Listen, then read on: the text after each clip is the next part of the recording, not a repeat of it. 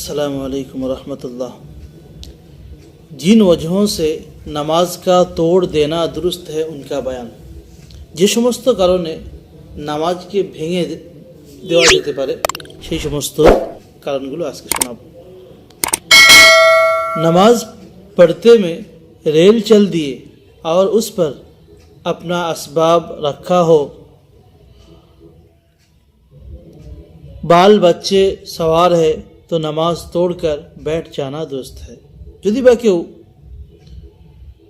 নামাজ পড়ছে স্টেশনের উপরে, প্ল্যাটফর্মের উপরে নামাজ পড়ছে, অনেক সময় ট্রেন এসে দাঁড়িয়ে থাকে, ট্রেনের সময় বাকি থাকে বা ট্রেন কোনো সিগন্যালের কারণে আটকে থাকে, যার কারণে যে নামাজের সময় হয়ে গিয়ে নিচে নেমে নামাজটা পড়েনি, নিচে নেমে নামাজ শুরু করে দিয়েছে।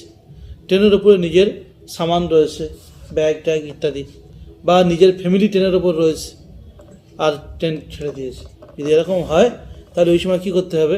নামাজ সালাম ফেরার অপেক্ষা যদি করে তাই ট্রেন যাবে চলে, আর সব চলে যাবে, মালপত্র চলে যাবে, নিজে রয়ে যাবে প্ল্যাটফর্মে। যদি এরকম অবস্থা হয় তাই নামাজ ভেঙে ট্রেনে উঠে যেতে পারে, উঠে যাওয়া যায়, চলবে।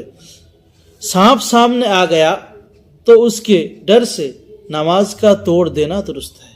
যদি বা নামাজ পড়ছে হঠাৎ সামনে সাপ চলে এসছে, অনেক সময় কি হয়, গরমের সময় আমরা বাইরে নামাজ পড়ি, কেউ ছাদে উঠে নামাজ পড়ে, কেউ মাঠে নামাজ পড়ে, তো নামাজ পড়তে পড়তে হঠাৎ সামনে সাপ যদি চলে আসে কি করবে?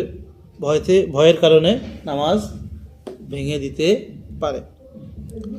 বা কেউ নামাজ পড়ছে, নামাজ পড়তে পড়তে সেজদায় যখন যায় তখন পা সোজা হয়ে যায়, সেজদায় গেলে পা সোজা হয়ে যায়, সেজদাতে যখন উঠছে দেখে পার নিচে বিছে চলে এসছে, কি এসছে? দাঁড়ালে বিচের গাড় উপরে পা পড়বে, বিচের গাড় উপরে পা পড়লে কারণে দেবে। যদি এরকম হয় তো কি করবে? নামাজ ভেঙে সরে যেতে পারে। जी, रात को मुर्गी खुली रह गई और बिल्ली उसके पास आ गई तो उसके खौफ से नमाज तोड़ देना दुरुस्त है। রাতের সময় মুরগি খোঁড়ে ঢোকাতে ভুলে গেছে, ছাড়া রয়েছে, আর এই নামাজ পড়ছে, দেখছে মুরগির পাশে কে এসছে? বিড়াল এসে আঁচ করছে, রেডি হচ্ছে যে সুযোগ পেলেই ঝাপটাও। যদি এরকম কোনো অসুবিধা হয়, মুরগি রয়ে গেছে এবং বিড়াল খাওয়ার জন্য সেরকম সিদ্ধান্ত নিচ্ছে, যদি মনে হয় তাহলেই কি করবে? নামাজ ভেঙে নিজের মুরগি সাইড করে নিতে পারে।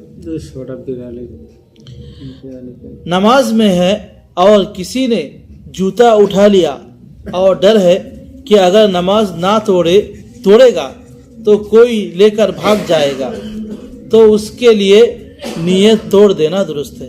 क्यों नमाज पढ़ছে, নামাজ পড়তে পড়তে কেউ জুতো তুলেছে, জুতো তুলে যে ভাবতে যদি বা নামাজ যদি না ভাঙি তাহলে জুতো নিয়ে পালাবে। যদি এরকম হয় যে জুতো নিয়ে পালাবে যদি বা মনে হয়, তাহলে ওই সময় নামাজ ভেঙে তাকে আটকাতে পারে বা নামাজ ভেঙে নিজের জুতোকে সামলে নিতে পারে। यह नमाज में है और हांडी उबलने लगी जिसकी लागत 4 आना है तो नमाज तोड़कर उसको दुरुस्त करना चाहिए।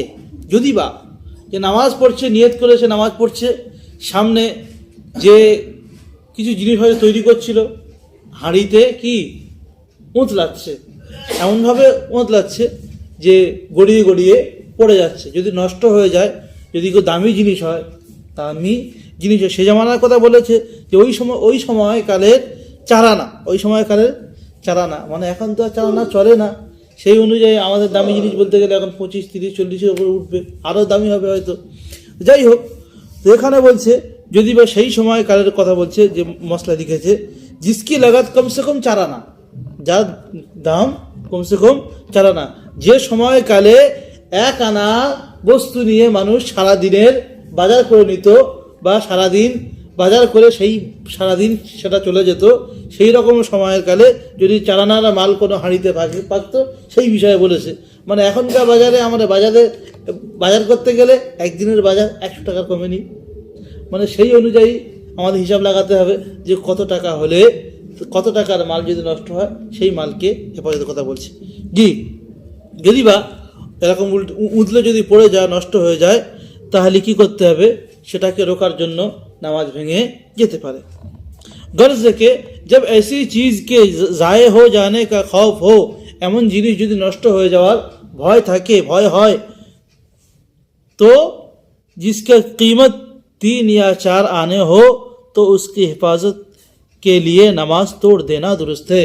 যার দাম সেই জামানায় 3 এবং 4 আনা বলেছে, মানে এখনকার জামানায় যার দাম 3-4 উপরে লাগাতে হবে, মানে এখন কি ধরতে হবে?